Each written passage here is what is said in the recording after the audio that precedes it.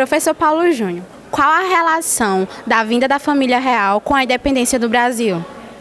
Então, Maria Kaline, respondendo a sua pergunta, a família real ao chegar no Brasil em 1808, fugindo do avanço de Napoleão, que estava na era napoleônica, vai chegar ao Brasil e principalmente vai conseguir alguns avanços para o povo brasileiro daquele período. No avanço econômico, no avanço político, entre outras palavras, a família real, na figura do rei Dom João VI, vai transformar o Brasil em reino, vai acabar com o pacto colonial e vai transformar o Brasil em reino de Portugal e Algarves, dando ao Brasil uma relativa independência política, que não tinha antes quando era uma colônia.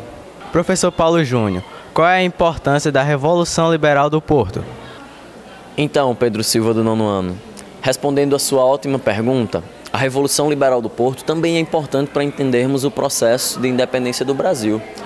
A Revolução exigia 3 pontos importantes. Primeiramente, a volta da família real para Portugal, que estava sem governante em causa na cidade de Lisboa. Então, eles queriam o retorno do rei Dom João VI, que estava no Brasil e tinha transformado o Brasil em um reino também. Eles queriam a volta da exclusividade comercial, ou seja, praticamente era um retorno do pacto colonial. Isso vai causar um certo alvoroço, um certo descontentamento na elite brasileira daquele período. E eles queriam adotar uma monarquia constitucional em Portugal.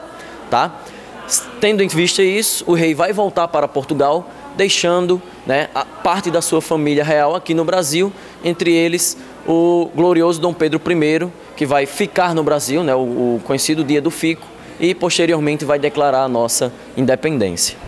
Professor Paulo Júnior, houve alguma grande guerra no processo de independência do Brasil? Bom, Felipe de Azevedo, respondendo também a sua pergunta, como é que foi o processo de independência do Brasil, foi um processo que não foi semelhante às outras nações que estavam aqui na América Latina.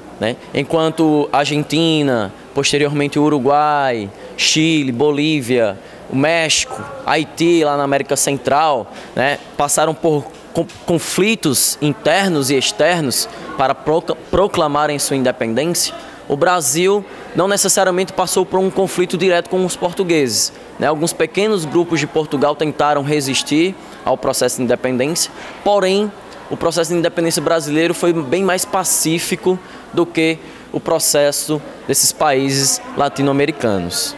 Professor Paulo Júnior, qual foi a importância de José Bonifácio na independência do Brasil? Bom, não podemos entender que o processo de independência brasileiro foi apenas a proclamação de independência realizado por Dom Pedro I. Ele teve um suporte a mais, ele teve pessoas influentes que contribuíram para que o Brasil gradualmente concretizasse o seu processo de independência. Entre essas pessoas, entre essas figuras, está José Bonifácio, que era um homem extremamente influente naquele período, um político que estava à frente do seu tempo, que com suas articulações entre os partidos portugueses, o Partido Brasileiro e o Partido Liberal, dividido entre os moderados e os radicais, conseguiu o apoio da grande elite para Dom Pedro I conseguir concretizar o processo de independência brasileiro. Ele tinha ideias à frente do seu tempo, como por exemplo o fim da escravidão. Ele defendia a industrialização do Brasil para que pudesse diminuir a influência inglesa em nosso país. Então José Bonifácio foi extremamente importante para que paulatinamente, gradualmente, a gente conseguisse o nosso processo de independência.